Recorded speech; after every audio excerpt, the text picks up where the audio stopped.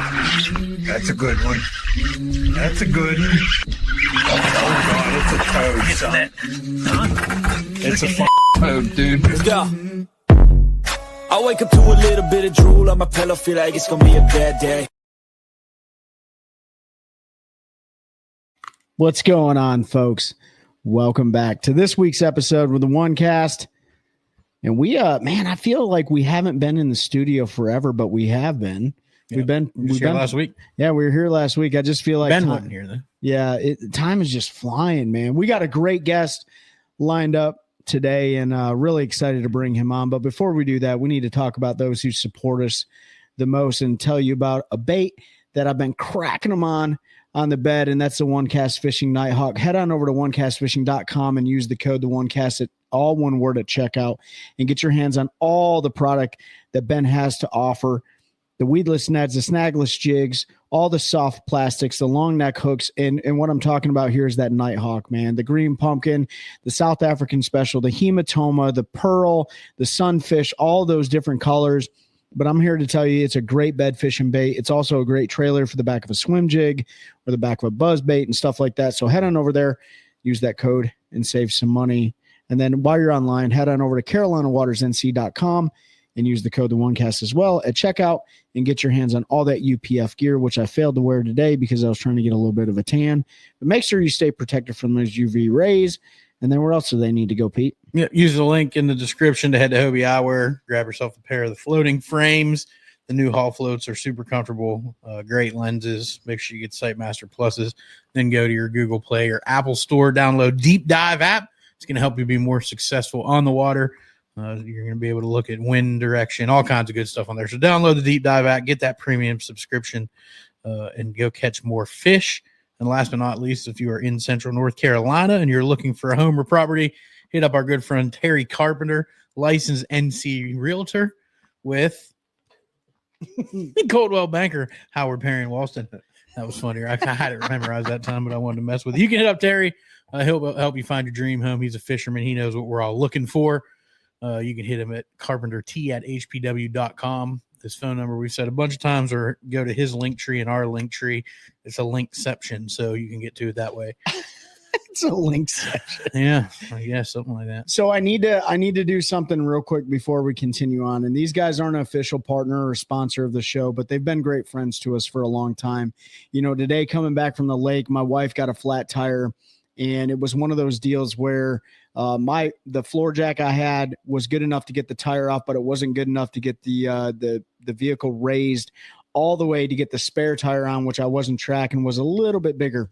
So that being said, our good friends at Black's Tire and Auto up there in Sanford, 414 Main Street, Jessica Blackman and Tony Akridge, they took care of me. They sent out a crew that was there in about 15 minutes and was able to get that vehicle raised up enough to where I could get that spare tire on.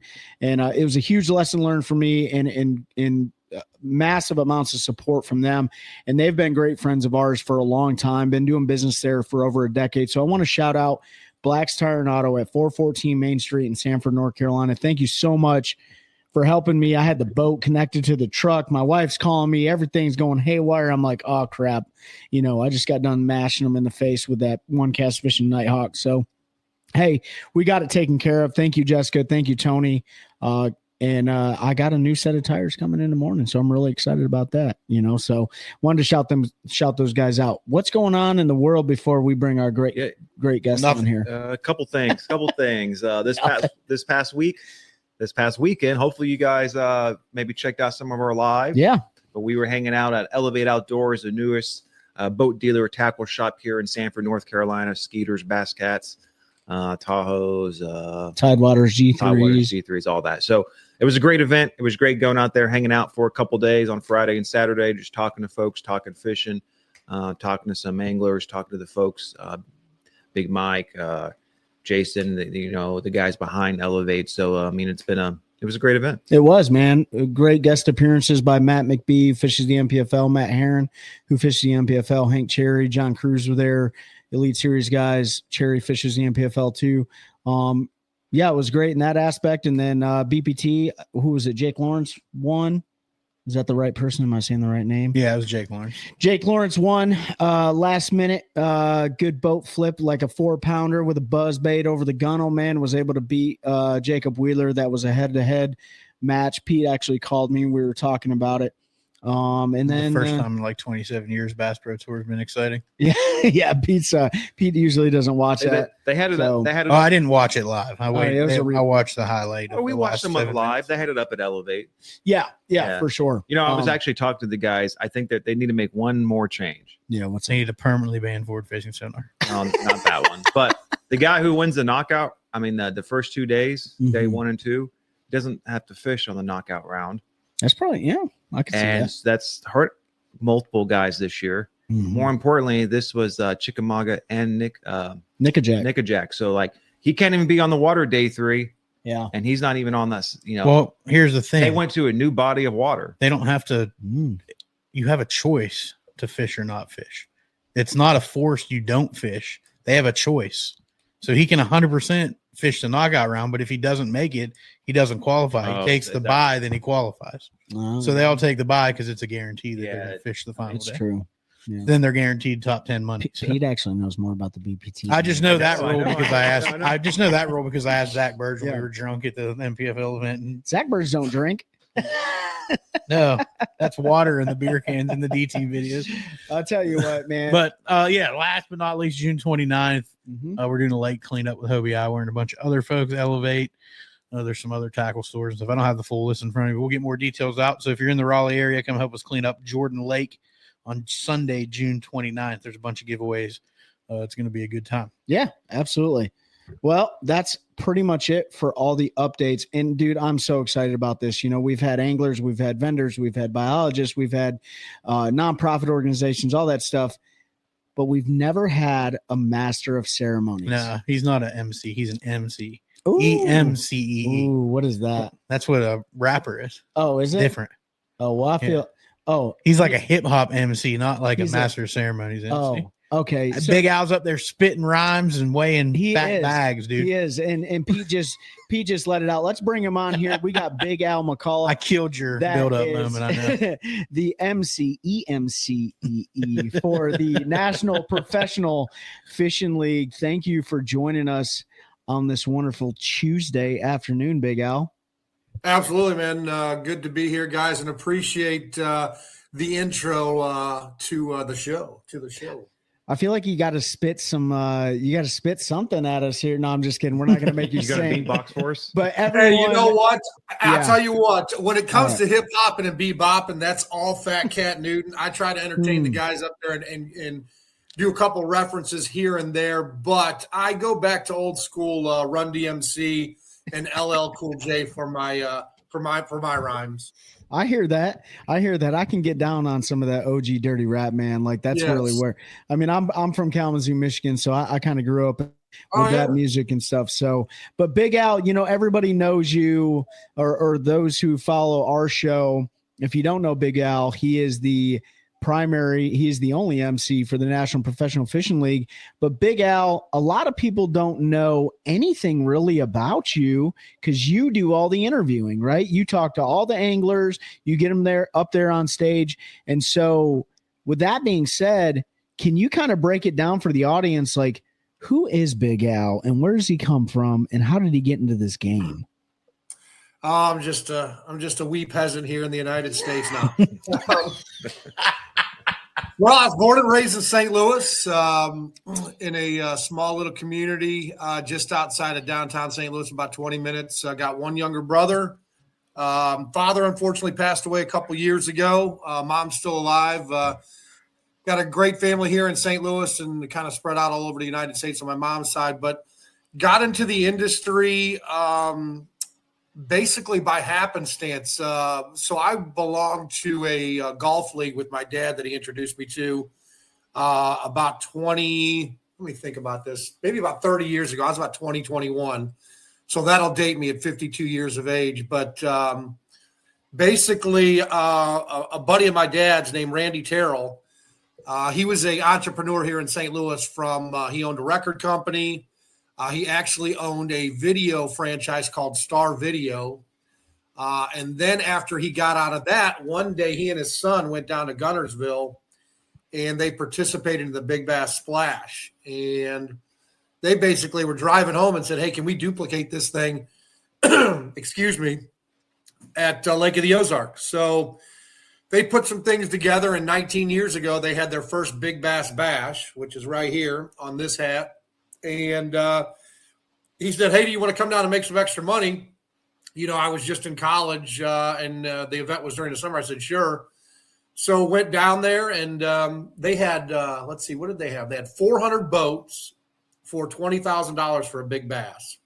So basically my job back then was just, handing out weigh bags, weighing in fish, et cetera, et cetera. And then about 5 years later, they saw that I never stopped talking or shut up. They're like, hey, do you want to MC our events? And I said, well, I've got a little bit of knowledge on fishing. Fished in high school with my dad and my uncles. We'd go camping. Everybody would hook up the Starcraft campers, and we'd head down to Bennett Springs or Merrimack Springs or go down to Table Rock. One of our favorite places to stay down in Table Rock was called Fin and Feather Resort. And my high school had a little father-son fishing tournament every year. Probably about 25 guys. Dads would come down as a weekend. And my dad would get off of work, and we'd head out late Friday night. We'd get down to Table Rock probably about, 8, 9 o'clock in the evening. And we'd always stop at Jilly's Barbecue, which is unfortunately no longer there. But it was good barbecue, and then we'd head over to Fin and Feather Resort, and then we'd fish for 2 days on Saturday and Sunday with the high school group. And we did that for 4 years in a row. And we didn't have a boat, so we rented a John boat, had a little 25 horsepower Johnson on it, and a little pump on the gas tank and everything like that. You're pulling it and stuff like that. I remember my freshman year, and I'd been fishing with my dad before this. Like I said, we were going camping to Bennett Springs, trout fishing, et cetera, et cetera. We'd go out to bush wildlife. Well, I remember my freshman year. This was the first time my dad let me use a bait caster, and bait casters back then, they were really, really sensitive. Some of the bait casters you got right now, you can let them go and they're not going to bird's nest. So they were real sensitive. He had this old one. I cannot remember the brand, but he said, all right, I think, it's time for you to, go ahead and utilize this thing. And the button on the bait caster, and I still have this reel, it was on the side of the reel casing. It wasn't in between the line. It was on the side. So you press that down. I went to cast, and of course, the first thing that happens is just boof. I mean, it just blows up. Well, my dad smoked cigarettes, and I knew, my brother and I knew when my dad was mad, the cherry on that cigarette got as bright as the sun. So that was the last time that weekend that I used that bait caster. Went back to the spinning reel, but we had a good time there. We actually, my freshman year, we got Rookie of the Year for the biggest bass. I think my dad, and this is a hilarious fish catch, I think it was around 4.5 pounds. They had a rookie division for, biggest bass and all that stuff. My dad, he threw, he made a cast with a Zara spook, and it got caught in the tree, and it went down in the water. As soon as it hit the water, a fish hammered it. The line came out of the tree branch, fortunately, and reeled it in there. And at that time, you're in a little John boat and all that stuff. We didn't have a live well, so we had an old metal stringer with the clips, that you put through the mouth. Yep. So we had that fish, and as he'd say, okay, we're moving spots, bring the fish back into the boat, and then we get there and let the fish swim around and all that stuff. And we filled up and all that stuff. I think maybe over the 2 days, we only had maybe about 18 or 19 pounds, but every year we'd go back there and do that. So that fast forwards to Randy saying, hey, do you want to MC these events? So the very first event I ever did was the Anglers in Action Team Tournament Trail down at Bull Shoals. Was the first time that I MC'd a bass event, and that was basically 15 years ago. Wow. So let's rewind real quick. Yeah. Did you go to college in St. Louis? No, I went to University of Tennessee in Knoxville. We're heading there here in 2 weeks. Yeah, you guys are going to Douglas Lake. So what did you like? What was your vision going into college, and like what you wanted to do on the backside of that? Well, it was never really anything to do with fishing. I basically did fishing. For me, it was recreational and fun. It wasn't for competition or anything like that. I had some good friends that actually lived in the Tri-Cities on the Virginia-Tennessee border, and those guys were big time into fly fishing. So when I was in college, man, we'd go on the Tennessee River, and then we'd go up into Bristol and Johnson City and Kingsport, and we'd do a lot of fly fishing. Then we did a lot of fly fishing in the Smoky Mountains down in Gatlinburg and Pigeon Forge. But we'd go out there. I mean, we all had in our dorm rooms and then in the fraternity house, we all had our Zebco 33s out there. And we'd just go out to a pond, man, and just catch fish and drink beer and do some other recreational stuff. You know what I mean? Yeah, I do. But what did you major in though? Were you a business major? Finance and econ. Yeah, finance and econ. Okay. So I mean that right there sets you up for success pretty much in any career field for the most part. Hopefully, learned about money. I'm still learning about money, buddy. So as far as success goes, look, it's day by day. It's all about hustling. So it was a great time down there. Got to experience the culture of the South. University of Tennessee in Knoxville. I was there. I graduated in 95. Good time for football down there. It was a great atmosphere, and everybody knows about the good old Southern girls. That's right. There's a lot of hospitality. Yes, a lot of Southern hospitality. That's what I hear. So 15 years ago, you emceed, and then it just took off from there. So I did the championship. That wasn't a full-time job, right? Like you had no. At that time, when I got out of school, I did pharmaceutical sales for about 8 years. Oh. And then I was doing the MC and the Big Bass Bash and Anglers in Action on the weekend. So it was kind of some, a side hustle before side hustling was there. And then after I got out of the pharmaceutical industry, I went into the trucking industry I started with Yellow Freight. Then I went to Werner out of Omaha. And then my final gig was with Boyd Brothers out of Eufaula, Alabama. Dang. So you bounced around a little bit and had nothing to do with the fishing world, but did anything in the freight world or anything like that, did it translate over into the fishing world for you? Well, it's funny that you say that. So when I worked for Werner, they were out of Omaha, Nebraska. And at that time, our corporate guys, they had the Cabela's account, which is out of Sidney, Nebraska, which is way on the western side in the middle of nowhere. And Cabela's corporate office in Sydney was basically, it was like the steel mill in West Virginia or the coal mine. I mean, it basically employed the entire town.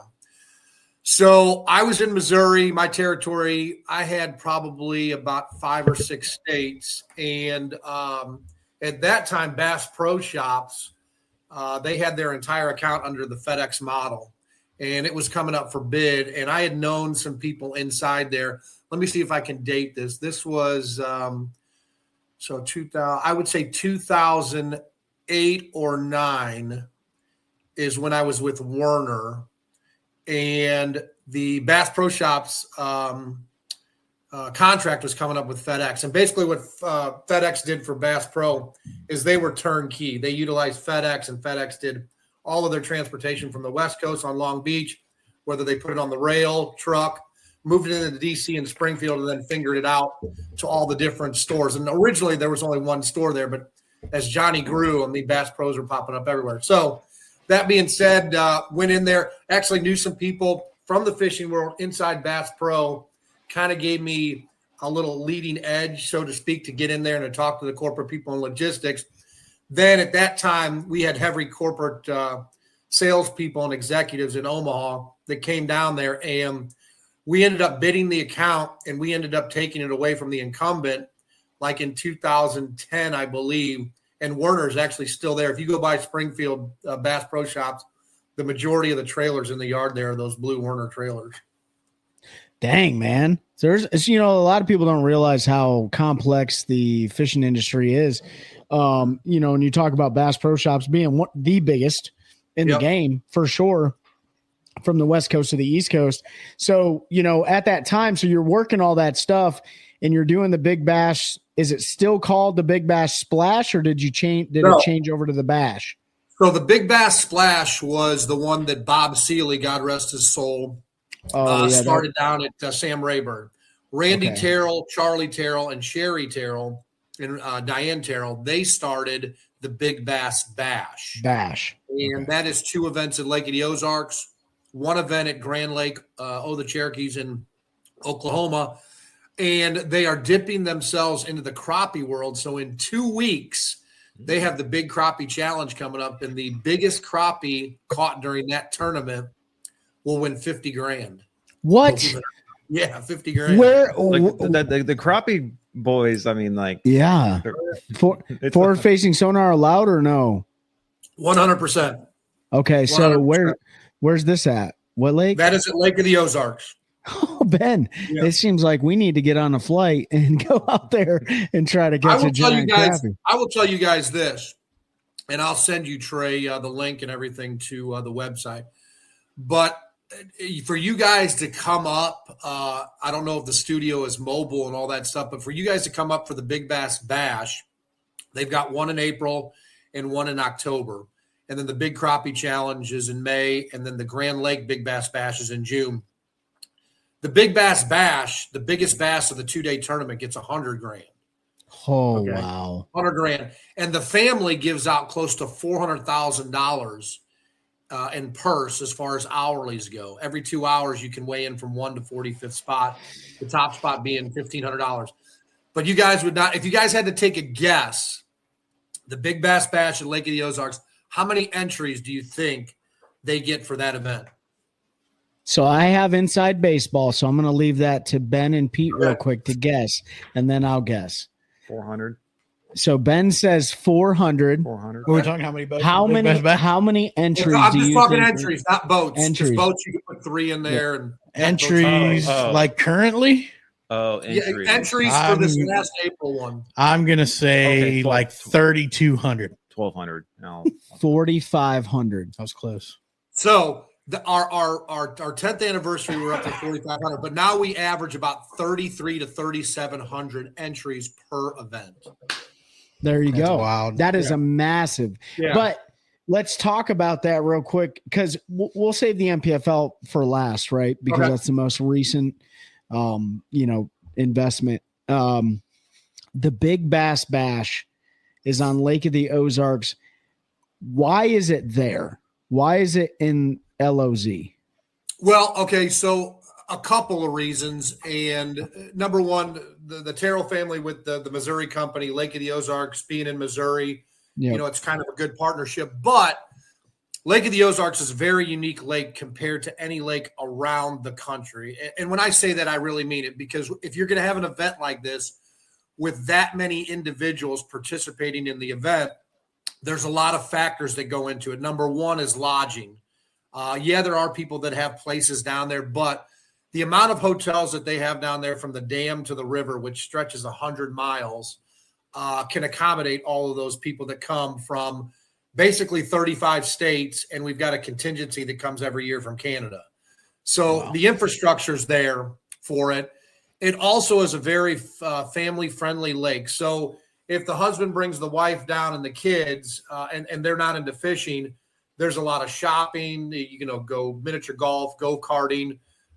They've got a lot of activities for individuals down there outside of fishing. So it's very unique in that aspect, to where you can entertain anybody that's looking for something down at Lake of the Ozarks. Plus the amount of restaurants that they have down there, either locally owned or chain, really works out well for all the participants in the event.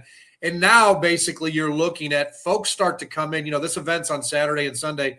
Folks come in on Wednesday and they leave on Monday. So for the economic impact to the community in all 3 counties, April and October, those are outside of the Memorial Labor Day big time 90-day, where all the recreational boats are down there and they have Aquapalooza and the concerts and everything. It's a good influx of money for the small businesses when they come out of winter and then when they're going into winter.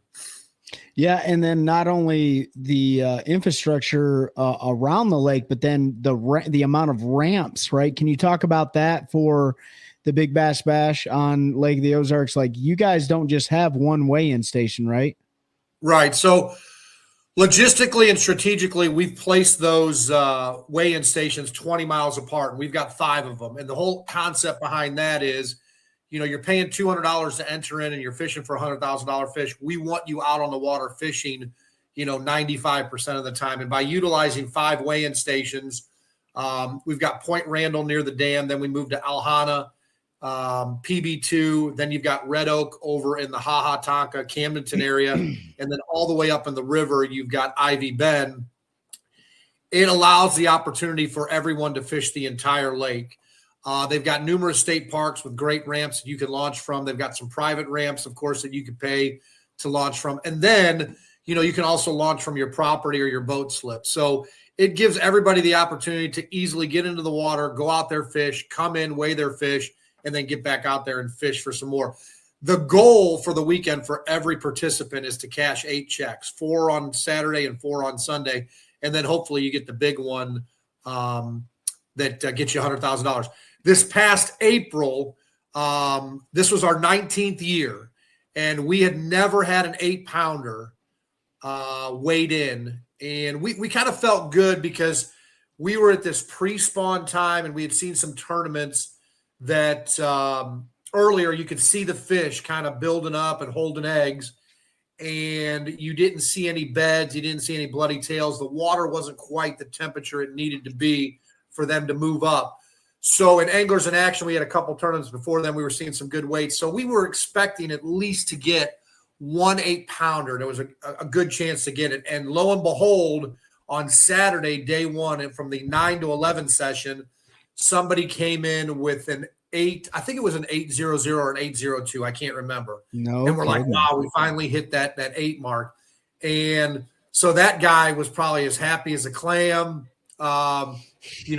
Never had an 8-pounder, finally had it. And then we were talking as the staff, and we were like, look, if it was hit that early, there's a possibility we could get another one. And lo and behold, up in Red Oak, a guy comes in with his buddy, and these guys are from Fremont, Nebraska. So all this Nebraska stuff coming back there. He comes in with an 828. And the celebration that we recorded at the weigh-in station at Red Oak up there was absolutely phenomenal. I think these guys were probably in their late 20s, maybe early 30s, but his one – they didn't weigh it. And here's the deal. They were in a little aluminum boat called the Ragin' Cajun with a 25 horsepower motor. Yes. I think they might have had a small little 6-inch electronic Lowrance or something like that.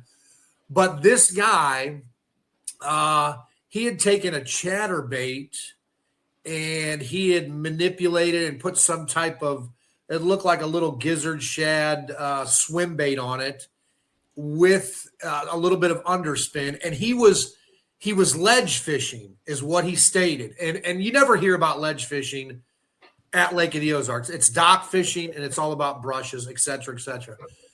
Had you guys seen this bait laying on the ground in a parking lot, you would have walked over it. It was a 6-inch panorama. Yeah, I saw the picture. You saw the picture. Yeah, it was a 6-inch panorama on a bladed jig / underspin combo. Oh, I did see that. Yeah. So, you guys would have saw this thing. It'd been chewed on a lot. It's not like, he'd taken off. It had a couple of times where it'd been smashed and all that stuff. But he said he was pulling off that ledge, and I take it back. He did have electronics because he saw a shad ball down there, and he kind of pulled it into that area, let it fall off that ledge, and man, she smacked it. They didn't have a scale on the boat. His buddy said this is over 8 pounds. They bring it into Red Oak. They weigh it. They have the ultimate white man high five where they just completely miss each other, almost tumble. It's as Caucasian as it gets, my friend. And then his friend takes his iPhone and he gives it the big Gronkowski spike and throws it on the ground. What? And everybody's he was so caught up in the moment, he throws down that iPhone. So we get back on Sunday for the award ceremony. I bring him up on stage. I'm talking to him, interviewing him about the bait, this, that, and the other thing. And I said, "Where's your friend at?" And I'm looking at him. He's over there. And here he is holding his iPhone. I go, is that the iPhone you slammed down? He goes, yep, still works. So kudos to Apple. I'll tell you what, he smashed that thing like Gronkowski. Dude, so he wins $100,000 and $1,500 for the hourly. So he gets money for a new iPhone, and then $100,000 on some makeshift, worn out, bladed underspin on an aluminum John boat, 25 horsepower. Dude, called the Raging Cajun from Nebraska. From Nebraska. I mean, Full it doesn't circle. get. I mean, if that. I mean, that you have to win. If you go down there like that and you don't compete, like 100%. There's no recovering. This is awesome. You know, I've never. I don't think any of us here. I don't know unless you have, because Ben's from Bull Shoals area. But have you ever fished a big bass bash, Ben? No, I've never. So, you know, road trip. Yeah, Al, I got the pleasure of, you know, talking to you about the Big Bass Bash during the MPFL Lake Norman event, but you know, it is absolutely massive what it brings to the economy, what it does for people. I mean, it changes lives. Obviously, I would assume that probably made a huge positive impact in those guys' lives. What is the future of the Big Bass Bash look like? Are they trying to keep this around forever, or what's the deal? Yeah, 100%. So, you know, the father and son and daughter and mother, they started it. Technically, it's a first generation, second generation business right now. Next year's the 20th anniversary. I really think you guys should get together and logistically, and we'll talk and all that stuff off the show. But next year's the 20th anniversary, and the family is looking to debate and try to find out logistically, money-wise, with some sponsors, if they can get that grand prize up significantly. So they've thrown around a few numbers, but there's a possibility that fish, if we can get some folks to come on, will be worth $250,000 for the 20th anniversary in the fall. That's all. So it's a long way off, but the ultimate goal to celebrate their 20 years of success and to reward the anglers from across the country is, let's go one fish for $250,000, and you know, see what happens. You'll probably have 8,000 entries. I'm gonna be Lake of the Ozarks can handle it. Yeah, Lake of the Ozarks. Probably more than that, because you remember, I forget how many entries they had when the Bash Pro had that $1 million tournament. Oh, Logan Parks won that one. The one in Table Rock. Yeah. So you talked a lot about the Big Bass Bash and like how cool it is for the anglers and how cool it is for the economy, but you're the MC of this giant event that happens multiple times a year, right? So you're the guy that. How do you do that when you have 5 different weigh-in stations? How do you MC that event? So basically what we do on Friday, which is registration days, we hold a podcast down there. We intermingle with the customers. We've got a village down there where we've got about 13 to 15 vendors down there, all the way from equipment to electronics to different local bait companies and some national bait companies. Do some interviews there. And then on Saturday, when the competition starts, Ground Zero is Public Beach State Park #1 in Osage Beach. I kind of open up the ceremonies there at the weigh-in station, talk to some of our staff, et cetera, et cetera. And then that day I'll go out on the water. Well, we'll try to run into some anglers, try to get some fish catches. I'm out there with Jeff Hoots, who's got a guide service down there, and Daniel Abishad, who's our videographer. We'll get some content there, and then we'll move, you know, to 3 or 4 weigh-in stations that day towards the end of that weigh-in period, which is the last 20 minutes. And we'll interview anglers, we'll interview the staff, we'll interview the proprietors of the resorts that are at that particular location. Then on Sunday, I am basically down there at PB2 interviewing anglers as they come in after each weigh-in period.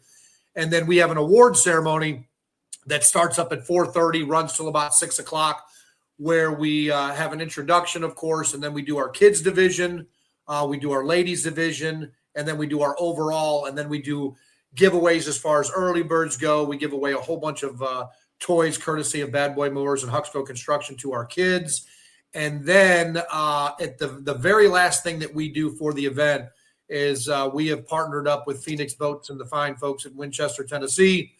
we have about a $40,000 fully loaded draw boat that everybody that enters into the event gets their name in a hopper. We pull a name. You don't have to be present to win it, but it's kind of a carrot and stick kind of thing to get people to enter. Not only do you have a chance to win for $100,000, but you also have the boat that's kind of the darling prize there, and everybody knows the quality behind Phoenix boats. 100%. Yeah. I mean, I didn't know a whole lot about the Big Bass Bash. I mean, I know it took place, you but do. I mean, there's so much that goes into it. And I did want to ask you, being the MC for that event, and we're gonna transition to the NPFL. Do you ever get nervous?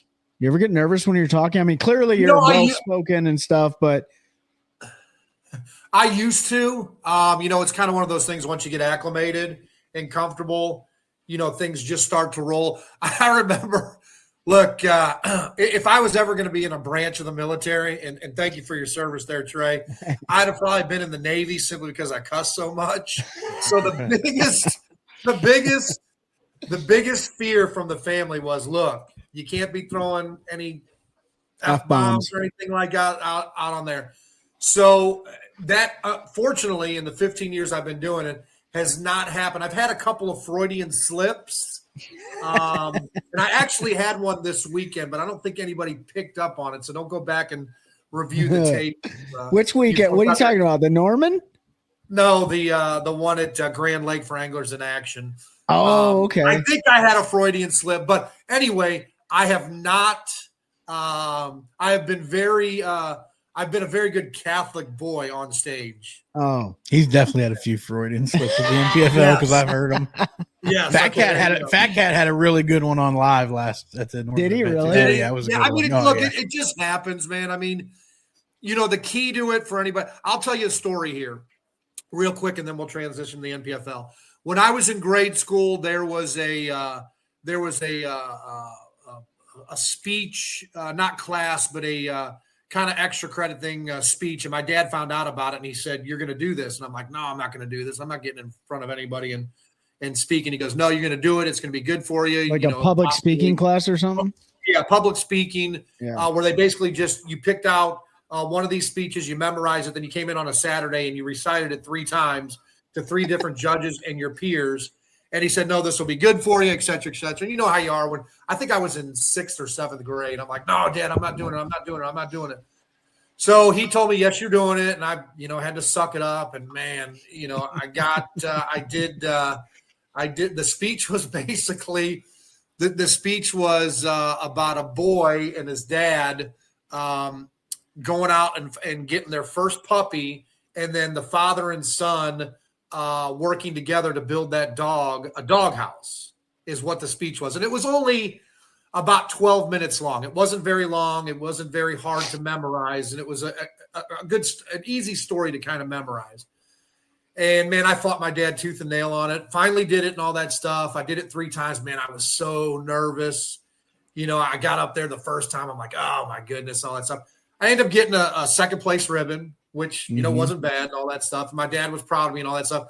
And then, before my dad passed, we'd always talk about that and, where I'm at and as far as emceeing these events and the live stream and people watching and all that kind of stuff. And it all kind of goes back to that 6th grade speech class that I did that kind of broke the ice. And, when I did my first event at Bull Shoals, of course, still nervous and all that stuff because I'm kind of getting back into it. But I gave a lot of speeches when I was at Werner in front of, thousands of people. That also helped at different sales presentations, et cetera, et cetera. But, it kind of comes full circle, the things that you're, when you're younger and your parents tell you to do something, you're like, forget it. But it comes to fruition later in life. Well, I'll tell you what, first of all, I'm impressed by Big Al's memory, right? Because I can't remember what happened 14 seconds ago.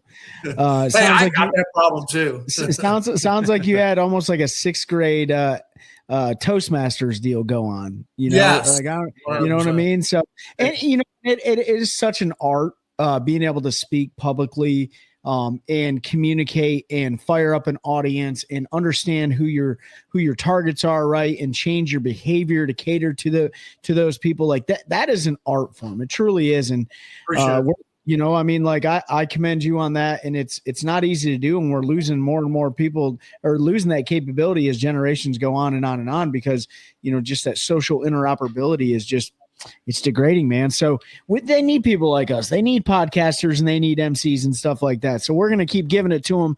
But, you know, later on in years, this little concept called the National Professional Fishing League came about, and walk us into that. Yeah, so in 2019, around May, there was rumblings about Major League Fishing buying FLW. And at that time, you know, you were looking at the Toyota Series, the BFLs, and the Opens. You know, Toyota Series, there was 200-300 boats in it. BFLs, there was 200-250 boats in it. And at that time, you know, let's just make the numbers simple. So Bass Masters had 100 anglers.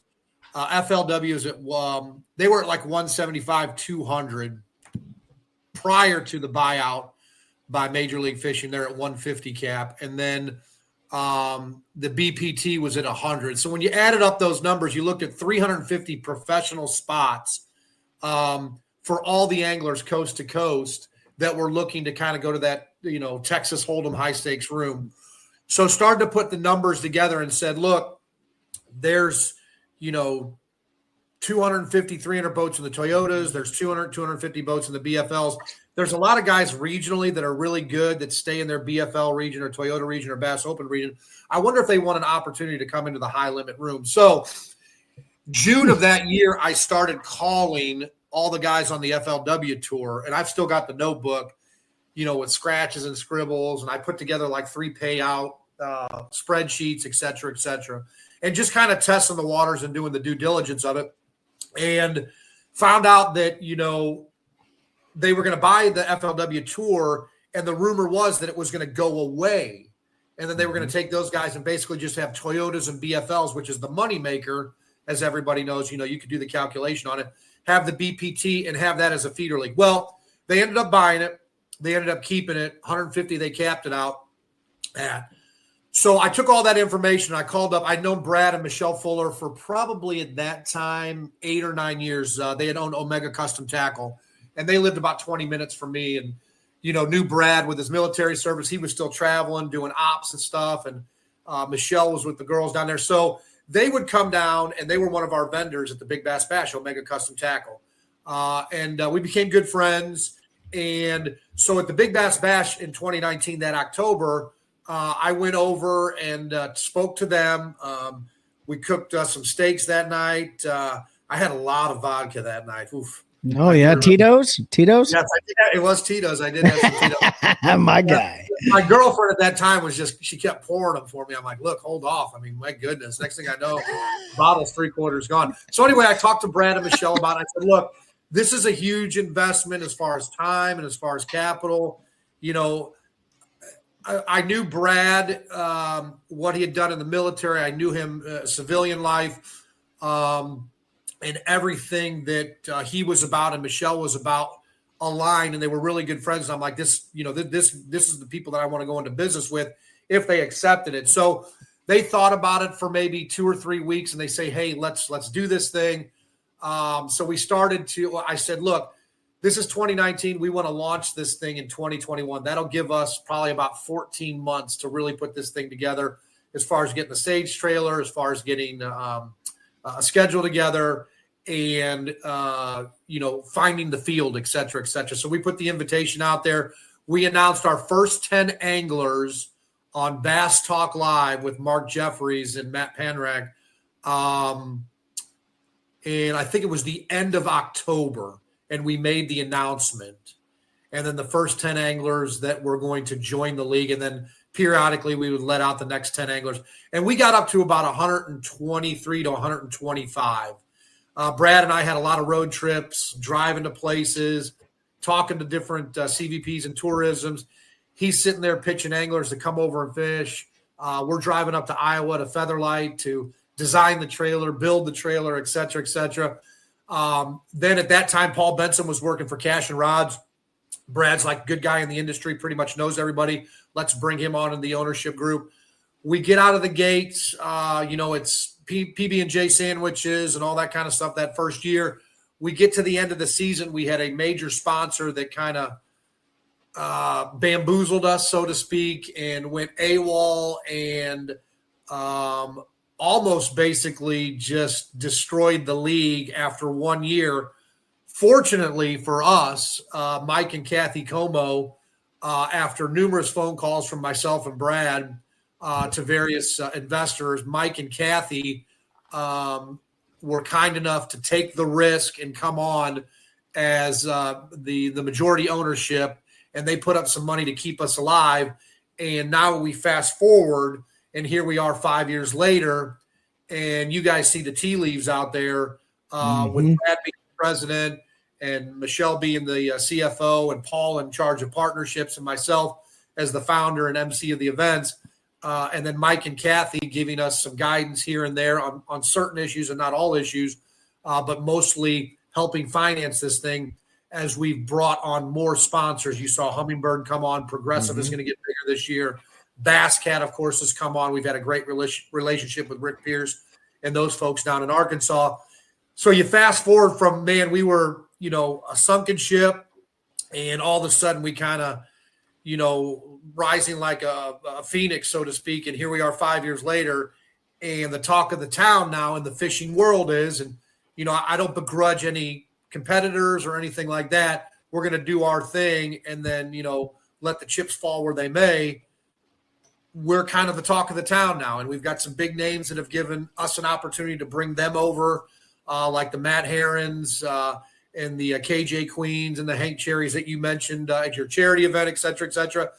Patrick Walters has been with us. We're a piggy bank for Patrick Walters and his Huggy Fund. You say it's Huggy Fund? Gerald Swindle coming hydrated. over. Yeah, Jason Christie, Greg Hackney. These guys kind of solidified our brand and giving us the opportunity. And Trey, look, you were over there hustling with me every morning and kind of seeing the insides of the NPFL. We're limited in manpower. Our staff, absolutely, every one of them does about 4 or 5 jobs. Sometimes it's a little bit of oil and water, and people get cranky, and you got to bring them back. And then at the end of the day, everybody's hunky-dory. But when we're in the trenches, man, everybody is absolutely on point, and we're lean and mean, as the old phrase would go. And with the prohibition of electronics last year, decision thought and worked through by Brad. I wasn't a big fan of it, but in hindsight, he made the right call for the NPFL as far as the brand goes. And from there, the trend line has been, where it's at. And that's basically what's come from the partnership that we have with Hummingbird now is huge. Yeah.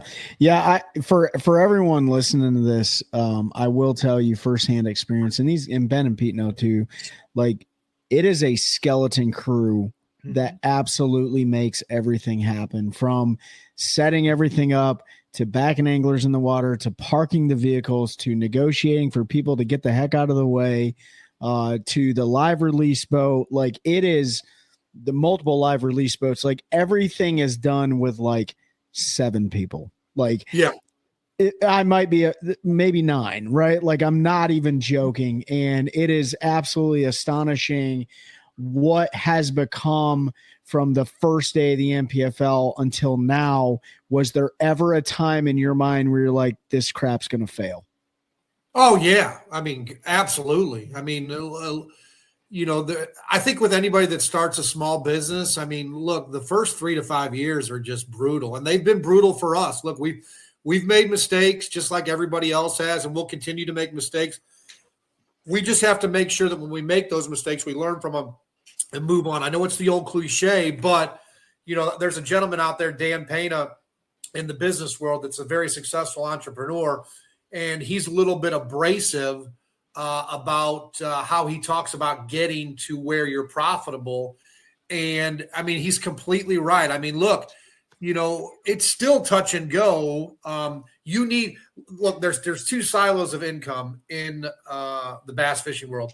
There's your anglers, which are your customers, and then there's sponsorship dollars. And we have got to continue to bring on more and more sponsors. Do we eventually get into a feeder league where it's a qualification kind of thing for the NPFL? Yeah, but that's not in the cards right now. We're concentrating on our 117 anglers that we have that are basically spending, with travel costs and everything, anywhere from $60,000 to $70,000. So that's our main focus right now.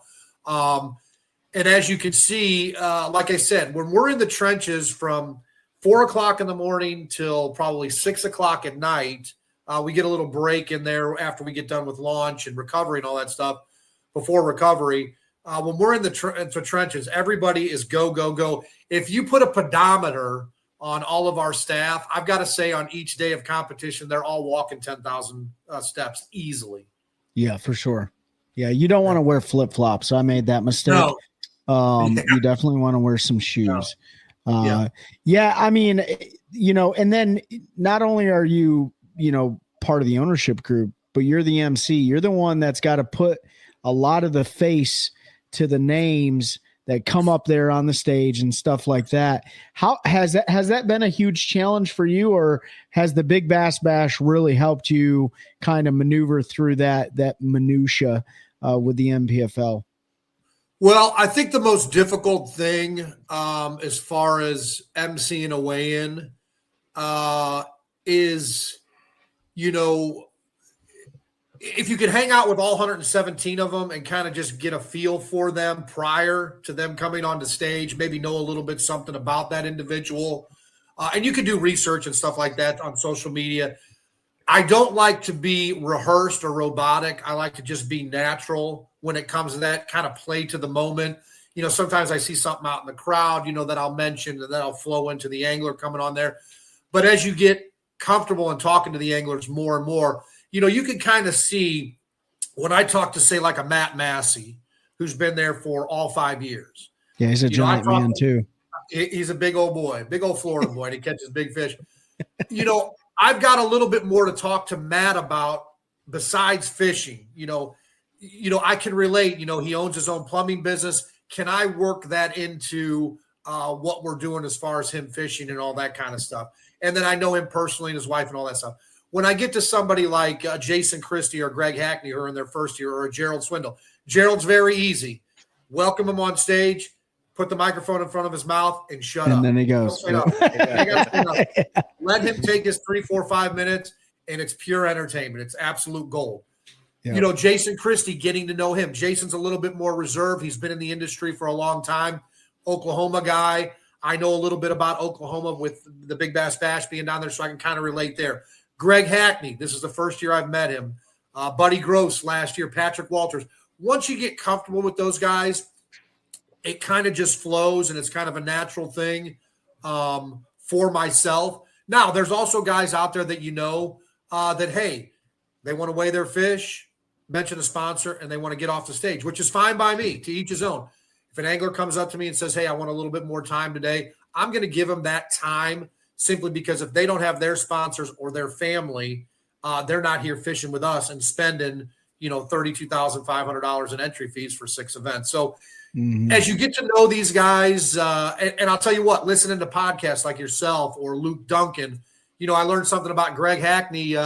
Luke asked him a question about Star Wars and what character would you be? And his favorite character was Han Solo. So, I kind of mess with Greg, and I'd see Solo and throw that into the game and all that kind of stuff. The first time I did it, he was a little bit surprised. And I said, no, I'm just taking a little bit from you and Luke and all that stuff, doing my research to try to be prepared. So like I said, you do a little bit of research, but you do not want to be robotic. Let's weigh-ins are brutal unless you're waiting for a family member or friend to come up there and watch the weigh. If we could get, we average about 2 hours and 30 minutes, 2 hours and 30 minutes on the first 2 days. On the last day, championship day, it's about 3 hours because you're letting everybody talk. Okay. If we could get those down to 2 hours, somebody will watch that almost like a shortened baseball game or a shortened football game. So you've got to be able to entertain. And sometimes I go off the cuff and this and that, and, try to throw in a couple of, goofy jokes or get people fired up in the crowd and say hello to some kids and this and that. We've got technical difficulties that I got to fill in and all that kind of stuff. But, watching a weigh-in, if the MC is not going to be a little bit excited like the fan is for their individual angler, they're probably going to tune out most of the time. Now, it probably still happens, but I think for the most part, you get up there, look, I'm genuinely excited for the guys. I want the best for the guys. Sometimes you're a therapist up there. Guys come in and they're just brutal. There's some guys that are just brutal on themselves. Even when they catch 17 pounds, they act like you kicked their dog. Yeah, Seth Ellis. I just try to get up there and say, look, man, I know what you can do.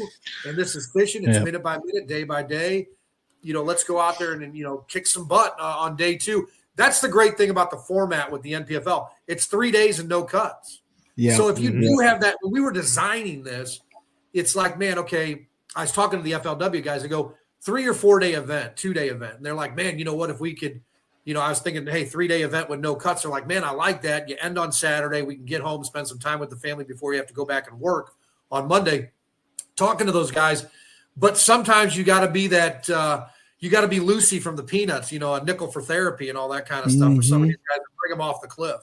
Yeah. Yeah, absolutely. I think a lot of people don't understand, like being the MC up there, like you have to stimulate those anglers to actually talk a little bit too, right? Especially when they run a boat that may be a sponsor of the NPFL, right? Or like Cat Boats, like, hey, and you see it a lot out of you and other MCs out there on stage, like, hey, I know fishing sucked for you today, but who would you like to thank? It's like, oh yeah, wait a minute, there are people I need to thank. You know what I mean? So, but it's not an easy job, right? You got to stay in tune with 117 guys. When there's any sort of break in the weigh-in, you got to entertain the crowd. When there's a guy that wants to get up there and take 10 minutes, you got to do what you can do to get him off the mic after a few. Yeah. So I got some great ideas for you. One, you should definitely have a cattle prod up there, a paintball gun, maybe a t-shirt launcher, maybe a taser, something else. I don't know. Make it really entertaining. But I'll tell you what, you guys have done a great job. You're drawing more and more of a crowd every time you go somewhere. Lake Norman showed out. Lake 100%. Norman was phenomenal. And and probably helps having about 20 something people on the roster that are from North Carolina. 400. Oh yeah. From North Carolina. But yeah, I mean, being an MC. So do you see yourself continuing to be the MC of the NPFL, or are you looking for a replacement after you start getting comfortable a little bit later on? No, I mean, I'll do it as long as I want. Look, I enjoy it.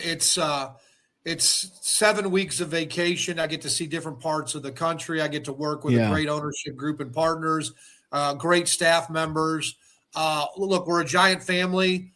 Sometimes families fight, but we all come back together. I mean, you saw the insides at the VRBO at Lake Norman at the end of the tournament, how we just all kick back and we're eating pizza and we're having some beers and we're playing some pool. And some people are sleeping, and we're, it's almost like it's a fraternity, man. Yeah, it's a fraternity. It's a Delta Todd Delta from Animal House and Bluto and Flounder and all the boys. And hey, can we dance with your dates and Otis and all my good friends and all that stuff. So that aspect of it, and so look, never say never. It's kind of funny that you asked me about that, and I've been doing some posts out there and just kind of the situation of things going on, et cetera, in people's lives and, State of the Union kind of stuff. And I've actually been contacted by a few people as far as doing some radio show stuff. So I don't know where it leads. I'm always open to certain things. But I will tell you this, between Anglers in Action, the Big Bass Bash, and the NPFL, one of those things where they say, do you love what you do kind of thing. Look, I love what I do. Hopefully we'll start turning a profit and the ownership group can get paid next year with the NPFL. But like I said, all the hard work that we've put into it, just hanging out with those guys and seeing them every, 4 to 8 weeks, is good enough. Absolutely. You know, we love it here, sitting on our couch from North Carolina or coming down to the weigh-ins or whatever. We love, you know, the fact that the OneCast has been able to really tap into the NPFL network and get a lot of their stories out there. I think that's something that's needed for a lot of those anglers on your roster, not the Greg Hackneys and the Jason Christies, but the Seth Ellis, the Cole Harris, the Hunter Bogmans, those guys.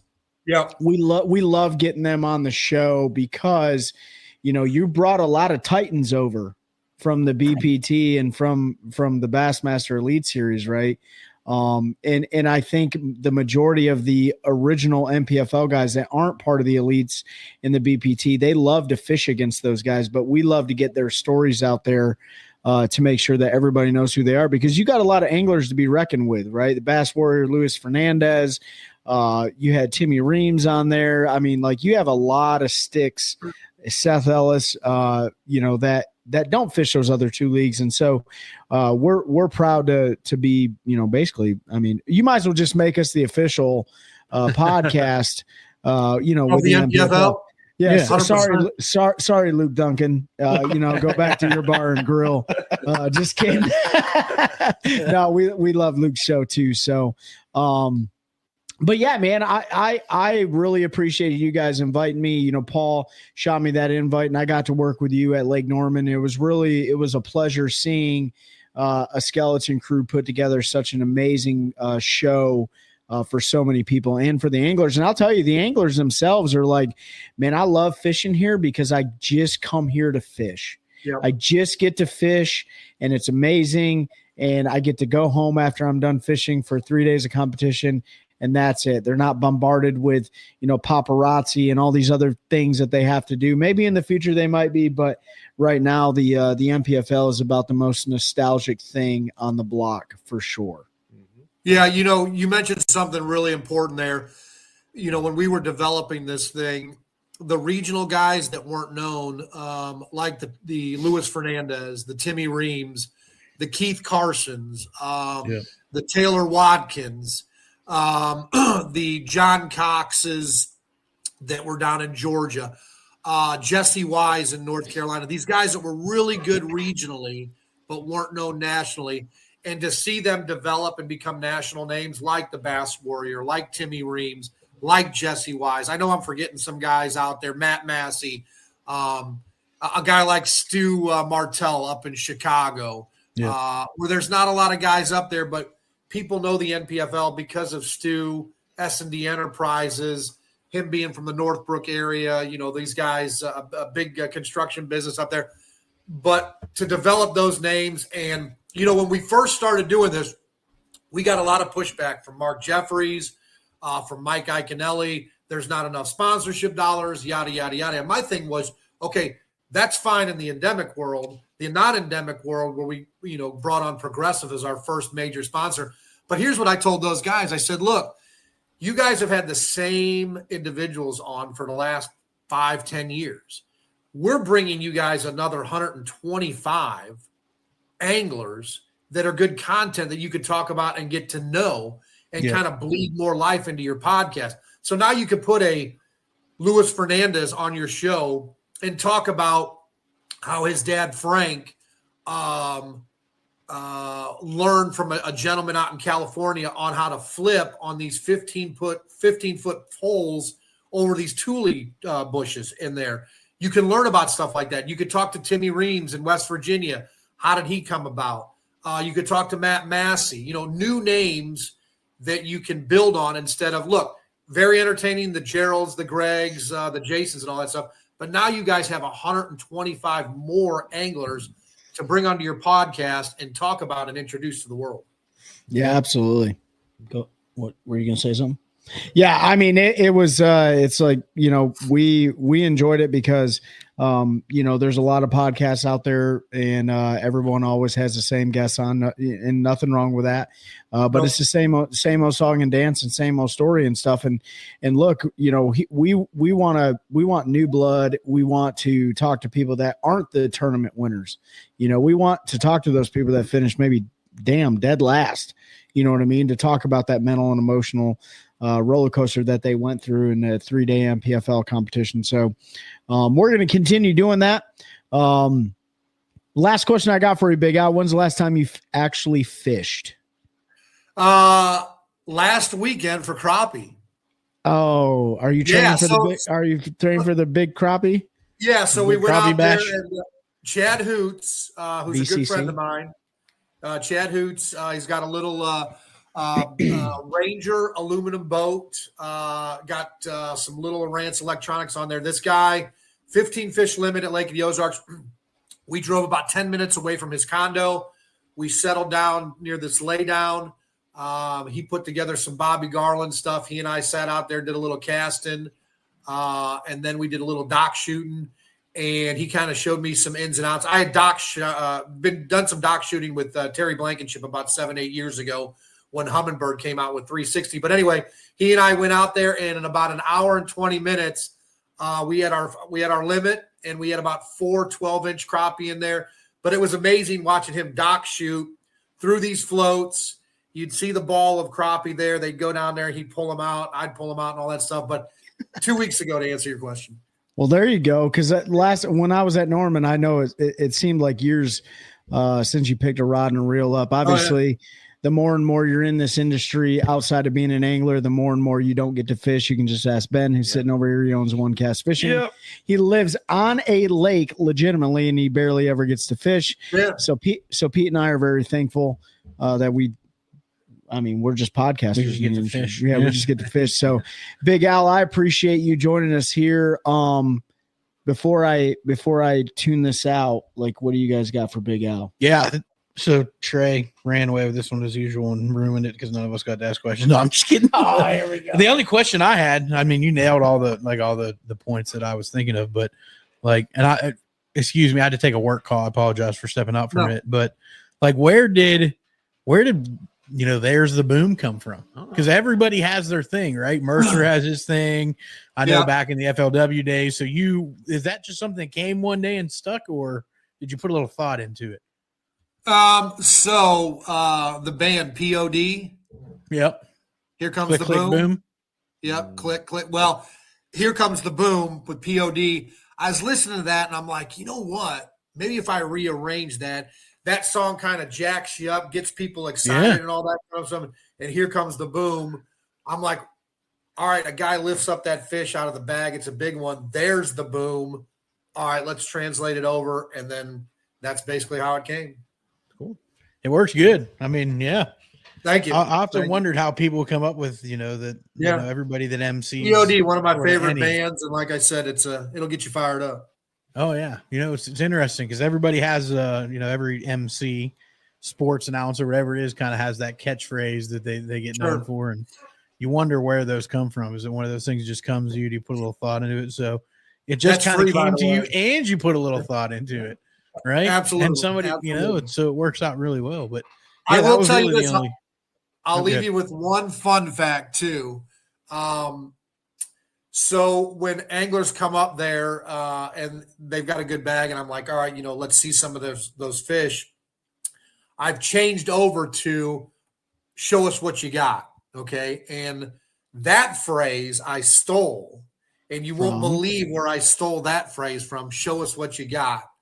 That came from the movie Slapshot, the Hanson brothers, the Federal League, when Paul Newman finally put those guys in for the greatest shift in hockey. He stood up in the locker room and he looked at me and said, okay, guys, show us what you got. That's right. That's how that translates over there, to show us what you got. So there's another fun fact for y'all. And if you've never seen Slapshot, you should be kicked. Go watch it tonight. Go watch it. My Blues lost in 7 the other night. Devastating. Dude, if I was Big Al, I'd be sliding in so many puns and stuff, so many movie things. Like I do, man. I'm a TV and movie junkie.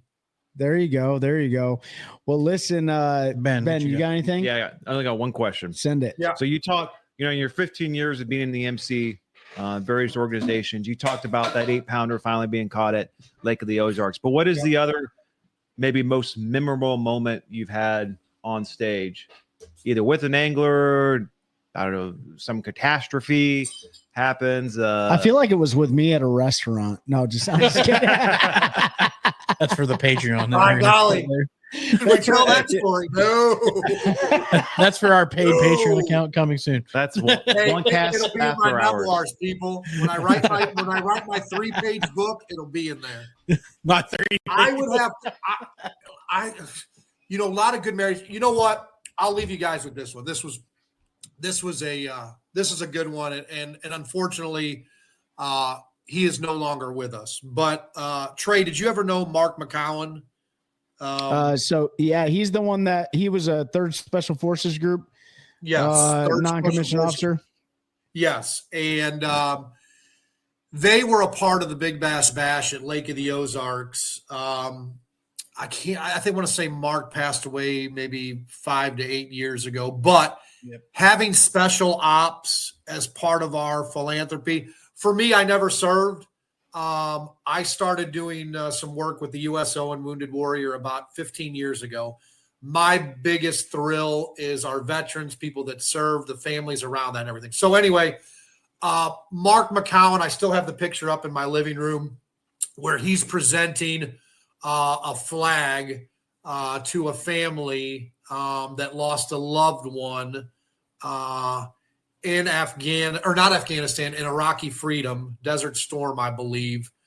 And then he ended up passing away. He had a heart attack about 8 years ago, but he served our country valiantly. That's probably the most special moment. It's myself, Mark, a couple other special ops people, Paul Garrett, James Watson, who was in the Army, Randy Terrell and Charlie Terrell and Marie Terrell up on stage, and Mark handing that flag over to that family. That's probably the most special moment for me in all 19 years of doing this.